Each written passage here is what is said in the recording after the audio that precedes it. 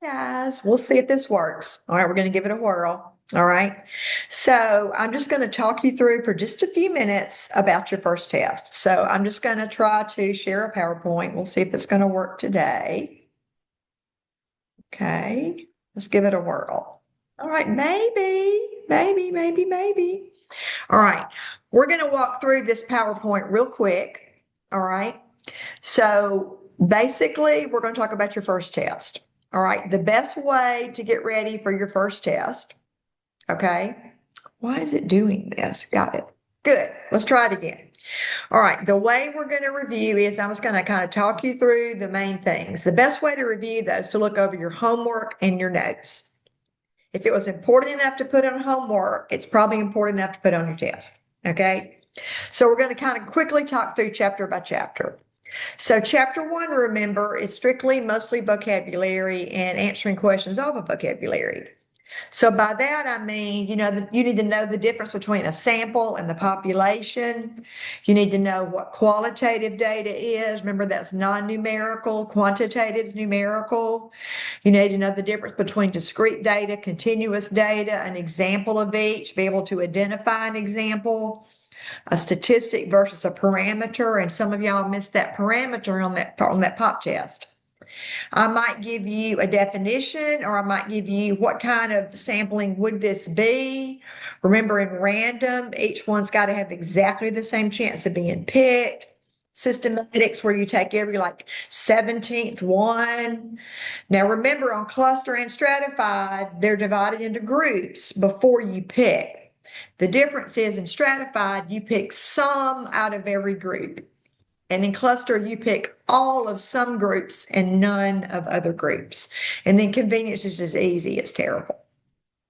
Levels of measurement, nominal, remember, is just category only. A little bit more specific is ordinal. There's an order that you understand, like small, medium, and large fries, but you don't know the differences or how you get from one to the other. Every small is not the same, necessarily difference in size as every medium. So interval and ratio, remember, that depends on whether you've got an absolute zero or not.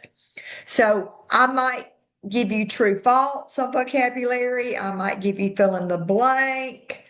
I might say define, but I'm less likely to do that. I might give you an example and say, what level of measurement is this? Or is this qualitative or quantitative data?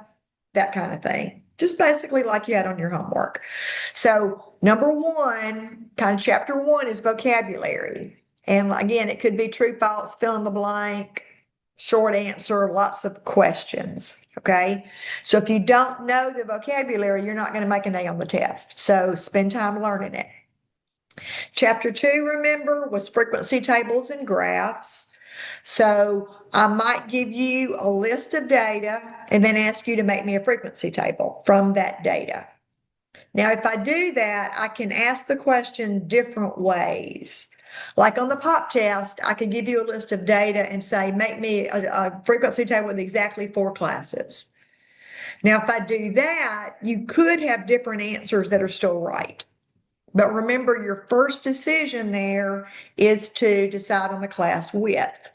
And the easiest way to do that is to take your highest number minus your lowest number. And then once you get that answer, divide by the number of classes that you're told to make. But remember, you always round up on class width, not off, but up. All right, to the next highest whole number. Then you start your table with your smallest number. You keep adding your class width and putting it below that number. And then all your data should fit in that frequency table. Okay. I could give you the data instead, as the book did, and say, start your first class with 11 and have a class width of 10. So if I phrase it that way, you would start with 11, but when you added 10, again, remember, you always put the answer below it. And then once you know what the second class starts with, you would automatically know what the first class ended with. And then you would know to quit making classes when all of your data fits somewhere. But you can't have a table where the first class has a frequency of 0 or the last class has a frequency of 0. That's not allowed. I could phrase it like make a frequency table in which your first class is 8 to 17. Well, if I phrase it that way, if you know the first class is 8 to 17, then you would automatically know, well, then the second class is going to start with 18. And then you've got two vertical numbers to subtract, and you would realize, well, if the first class starts with 8 and the second class starts with 18, the class width must be 10.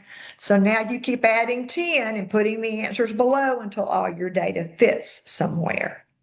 So there should be multiple examples of that in your notes, all right? So just make sure that you follow the directions. You have to make the table the way that I ask you to make the table, okay? I could give you a table or have you make a table and ask you questions off of that, like, what is the class width in this table? What are the midpoints in this table? What's the lower limit of the fifth class in this table? What's the upper boundary of the third class in this table? Now remember, lower means smaller and upper means larger. And then remember, don't get confused, limits and boundaries. Limits are the numbers that are just sitting there. Boundaries take a little work. So if I ask you for a limit and you give me a boundary or vice versa, you wouldn't get any partial credit.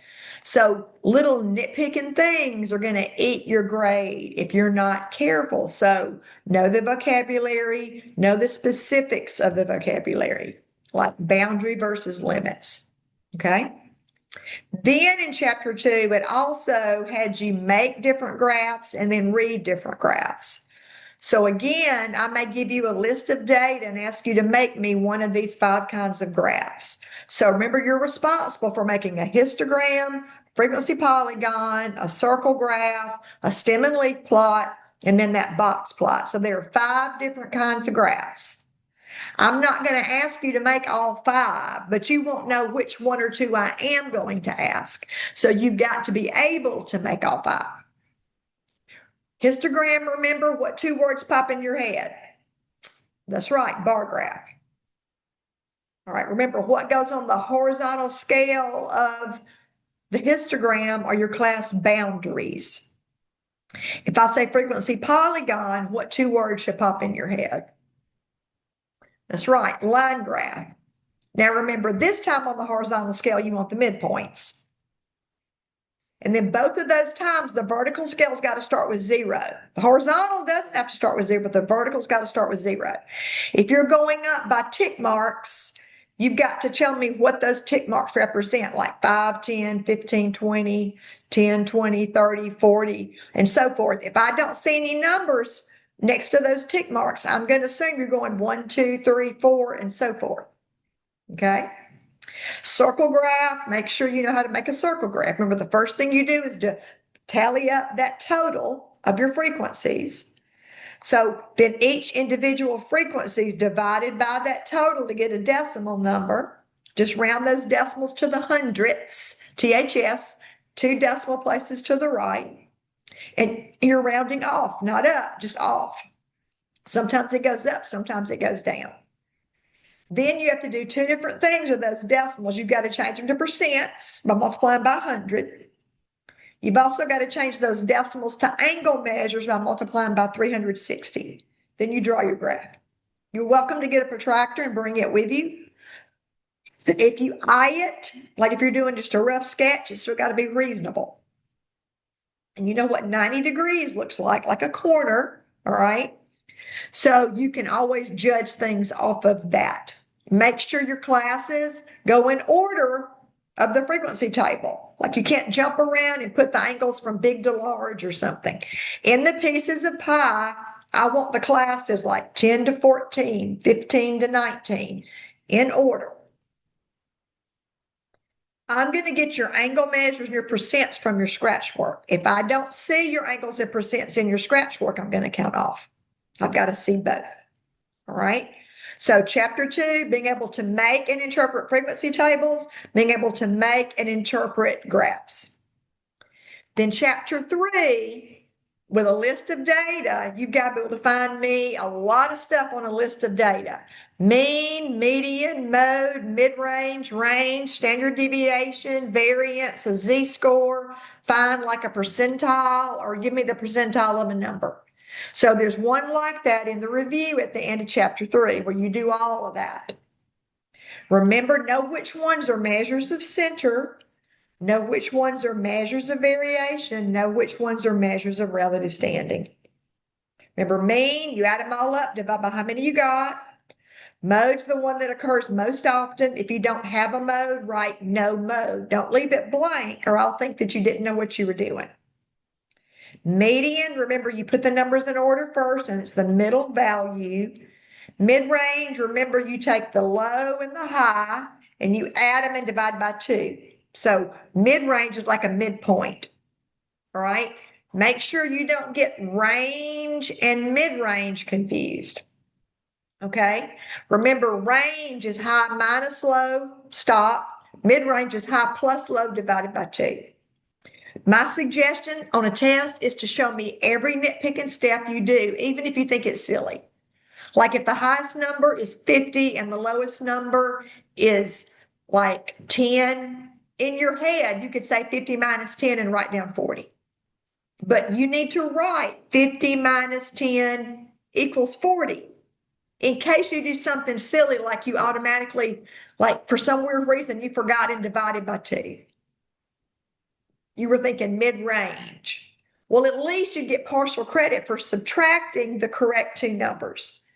But if all I were to see is in your head, you went 50 minus 10 is 40 divided by 2 is 20. And all I see on that paper is 20. I don't know where that 20 came from. I couldn't give you any partial credit.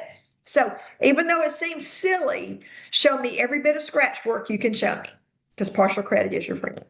Now, standard deviation, I realize most of you are going to type it in the calculator and then get the calculator to do the work. That's fine. But remember, make sure you're picking the value next to SX. And then you don't write SX, you just write S. And then whatever you get for standard deviation, you need to square it. Show me that you squared it and what it equals.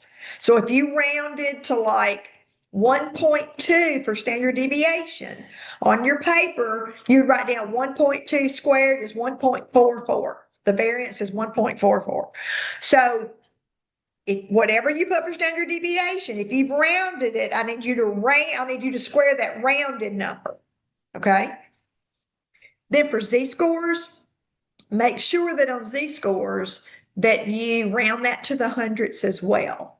And then percentiles and quartiles, I might say, what percentile is 15 in that list of data? Or I might say, find P sub 73.